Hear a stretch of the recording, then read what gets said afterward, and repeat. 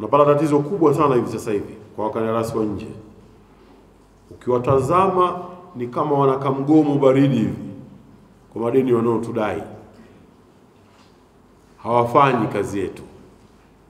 Na mbaya zaidi ikiwa ni ile miradi ya wafadhili, zikilipwa hela akaunti zao ziko kwao. Kwa hivyo tukilipwa zile hela zinaenda kwao, kurudi tena Tanzania mtihani, hazirudi.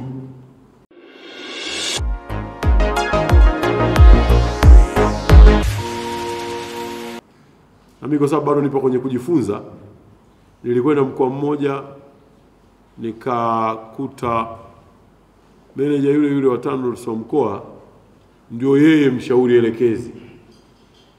Kwa maana teku ndio yeye. Sasa nikamuuliza, sasa wewe inakuwaje gita unapiga wewe, ngoma unapiga wewe, kudansi unadansi wewe, sasa itakuwaje, unajikosoaje wewe na unajisimamiaje?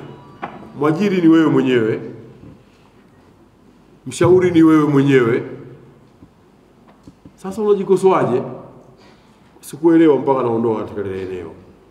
Bahati mbaya nimelikumbukia hapa kwenye hii mimbari. Nadhani hiyo mtakwenda kunieleza. Nilikuwa na Mbeya juzi hapa wakati nakagua barabara ya Ifisi Uyole. Nikakuta kwamba RM wa TANROADS pale Mbeya ndio yeye mwenyewe mshauri elekezi. Sasa nikajiuliza, hivi hiyo inakuwa kwaje? Kwa hivyo nahitaji shule kidogo kwenye eneo hilo.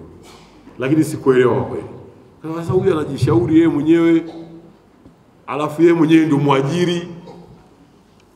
Ndugu makandarasi, niwahakikishie kuwa serikali inatambua mchango wenu na ina nia ya dhati ya kuhakikisha mnakuwa katika viwango vya kufanya kazi hata kimataifa. Kwa kuzingatia hilo, serikali pia imeendelea kutoa kipaumbele na kuhakikisha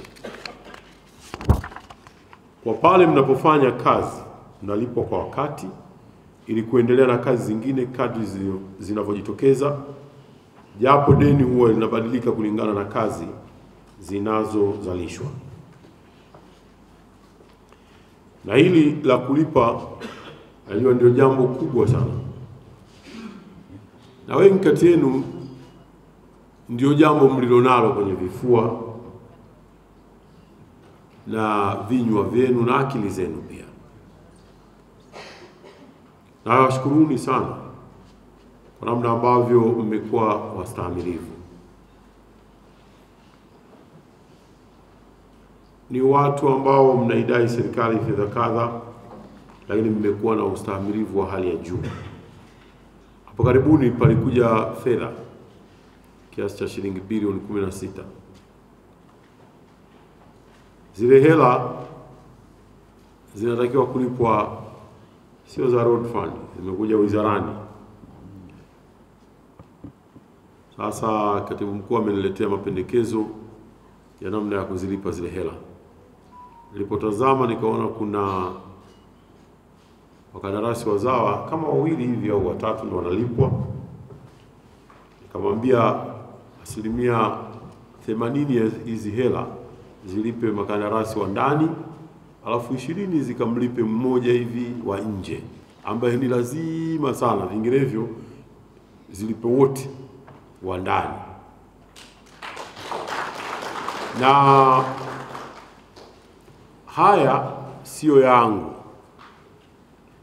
ni maelekezo na msisitizo wa Mheshimiwa Rais Daktari Samia Suluhu Hassan. Na naomba niseme hapa mbele yenu, katibu mkuu ananisikia na timu yake ya TANROADS pia, mkiwa mnaleta mapendekezo ya malipo, maelekezo ya Mheshimiwa Rais Daktari Samia Suluhu Hassan, kipaumbele kwa fedha zinazotoka hazina ya nchi hii ni kuwalipa makandarasi wa ndani.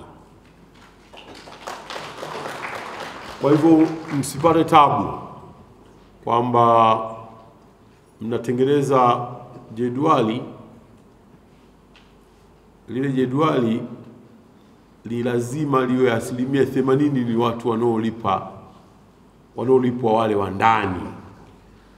Na bahati nzuri makandarasi wetu wa ndani madeni yao si makubwa sana ukilinganisha na madeni yale ambayo ni ya makandarasi wa nje. Mkandarasi wa ndani anadai bilioni 2.5, lakini huyo ndio anayetusaidia tunapopata changamoto. Yeye anakuwa wa kwanza kutusaidia kutukwamua katika changamoto ile. Ukitaka kupita mwenge wa uhuru, hatumtafuti mgeni, tunamtafuta mkandarasi mzawa. Akitaka kupita kiongozi wa kitaifa katika eneo hilo, kazi haifanywi na mgeni, anafanya mkandarasi mzawa. Wakati mwingine hata katika majambo ya kuendesha vitu vyetu huko mikoani na mawilayani, tunaowakimbilia kwa haraka sana na kwa ujepesi kabisa ni wakandarasi wazawa. Kwa hivyo mbele yao na kuagiza hapa katibu mkuu, ukileta jedwali lishibe 80% wakandarasi wa ndani wapewe kipaumbele, wala msipate kigugumizi. Mheshimiwa Rais anaeleza katika maelekezo aliyotupatia, tunapowalipa wakandarasi wa ndani, uchumi wa taifa letu unakaa vizuri. Hela ile ukiwalipa wakandarasi wa ndani inazungukia humu ndani. Unapata tatizo kubwa sana hivi sasa hivi kwa wakandarasi wa nje. Ukiwatazama ni kama wanaka mgomo baridi hivi kwa madeni wanaotudai. Hawafanyi kazi yetu. Na mbaya zaidi ikiwa ni ile miradi ya wafadhili, zikilipwa hela akaunti zao ziko kwao. Kwa hivyo tukilipa zile hela zinaenda kwao, kurudi tena Tanzania mtihani, hazirudi. Kwa hiyo inapelekea miradi yao inazubaa. Na ndio maana nawaambia ni muhimu sana kuhakikisha kwamba majedwali yetu ya malipo kipaumbele kikubwa kabisa bila ya kujadiliana ni wakandarasi wa ndani. Tukifanya kazi hiyo mara 2 mara 3, haya madeni ukiacha yanayozaliwa tena mapya, yale ya zamani mengi tutakuwa tumekwisha kuyaondoa.